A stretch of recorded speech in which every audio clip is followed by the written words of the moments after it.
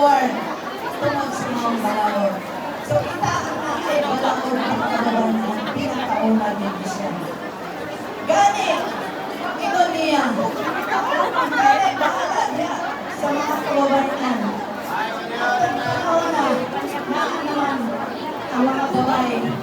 Bukas ganong kitang natunan sa isipan po tayong sa mga organisasyon lumabas ng panahon. Sa mga isuon ko, karon ang panahon na atong ipakita sa atong nilalang mayor Rodi Duterte atong presidente ang atong pagpangga sa atong mayor, atong presidente Rodi Duterte.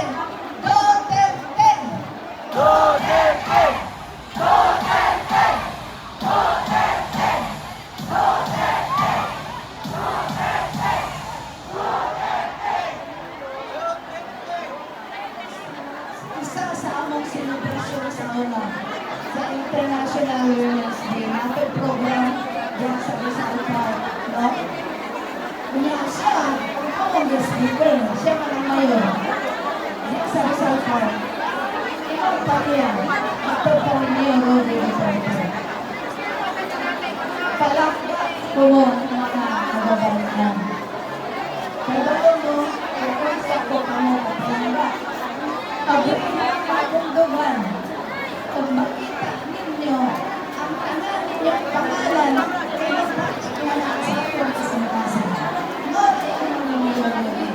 Itang mga kababayan, kita ang nagdala sa akong mga pamilya, kinahanglan lang na tagal kita boses ng atong gobyerno. Mao ka na ang pangandoy sa atong Mayor Rodi Duterte. Mao manggaling sa atong nakwayan sa babaw ang mga kababayan o kalalakihan parihan ang tatanan kung katungod. Kita ang nakabenepisyo sa tanan na mga hinabang sa gobyerno. So again, atong pasalamatan, duyugan nato ang atong presidente sa iyang pagsaulog sa iyang 80 kaadlaw. O kung naminaw ng karon ang atong alaktong presidente, Mayor Rodi Duterte. Mayor, kaming mga kababayan sa Tintlo, Siyudad Davao, lumarcha kami para sa iyong mga kausa. Kung sa kausa, natong mga Pilipino. Mabuhay si Mayor Rodi Duterte, ang atong presidente. Maraming salamat.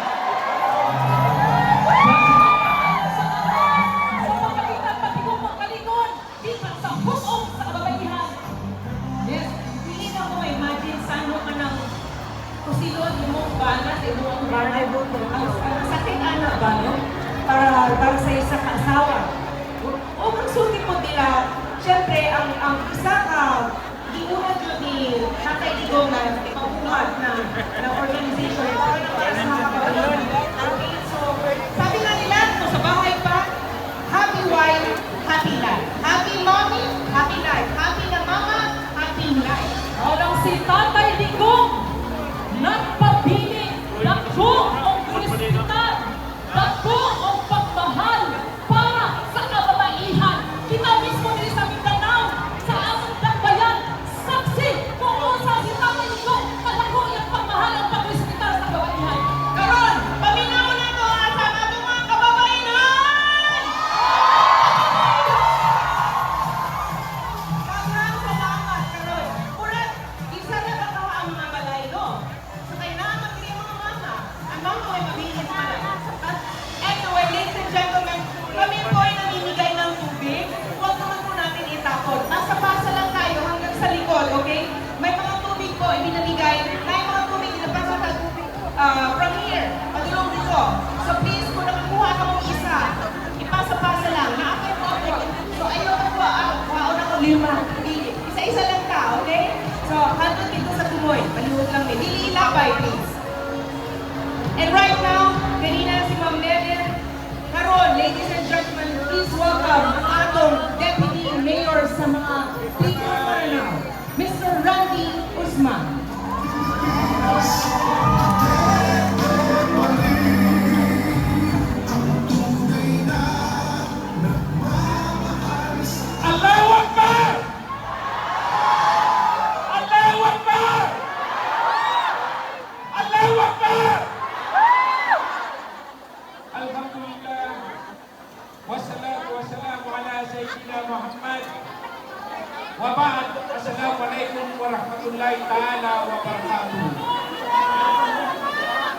Ako po ay nanawagan sa lahat ng mga Pilipino na ito ngayon Ipaibot na. ay itin korte ng ating Pangulong Rodrigo Duterte. Kami po na mga guro, hindi kami po titigil hanggang hindi po mag-uwi ang ating presidente na Rodrigo Duterte. Ngayon, kumpinto ba kayo sa pang-gobyerno ngayon? Dapat mababayin natin ang ating presidente.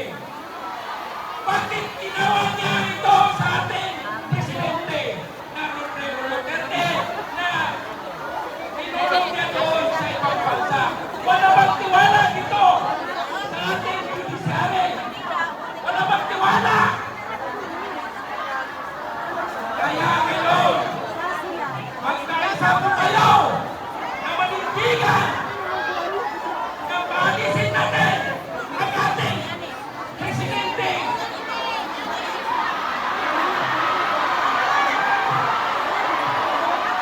Mga kapatid ko, kayo po ay nanalangin kay Allah na dapat maibalik ang ating presidente Rodrigo Duterte. Sa tingin ko ay nakikinig po sa atin, nakikinig po ang Allah sa atin na maniningin natin na ipabalik ang ating presidente Rodrigo Duterte. Kami po mga guro, malaking utang na loob namin sa kanya. Ginawa niya yung panahon dito sa Davao na isa lang ang diptimyo. Yung pagkopo niya na 1988 na nagiging mayor. Alam niya ang mga guro na bawat tribo may representative. Ginawa niya ang tribo na diptimyo. Yun po ang isang legacy ng mga guro na ipinaglaban po ni Duterte ang mga guro. Patas po ang pagtingin niya sa mga Muslim o Christian o Buddhist.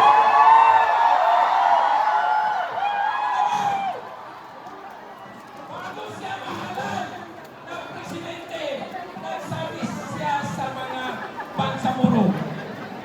Nagsabi po siya sa mga bangsamoro na kung ako ay magiging presidente, ibibigay ko sa inyo ang Bangsamoro Organic Law. Ipirmahan ko yan kahit makulong ako. Yung nakaupo ko siya, kahit sabi niya, makulong ako ay ipirmahan ko, ibibigay ko sa inyo para may peace and burn Bangsamoro. Ngayon, nanawagan po ako sa mga Bangsamoro. Oras natin ngayon.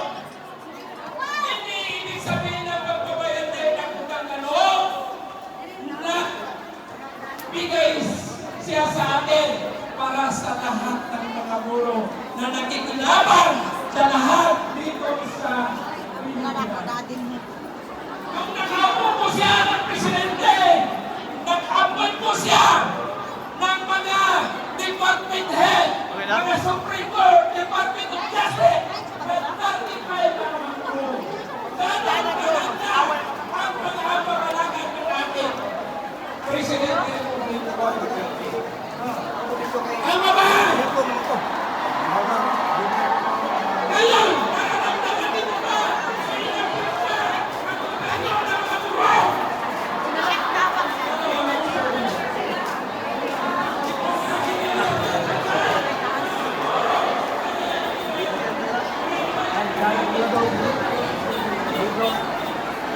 Mga kaibigan, mga kapatid ko na mga guro,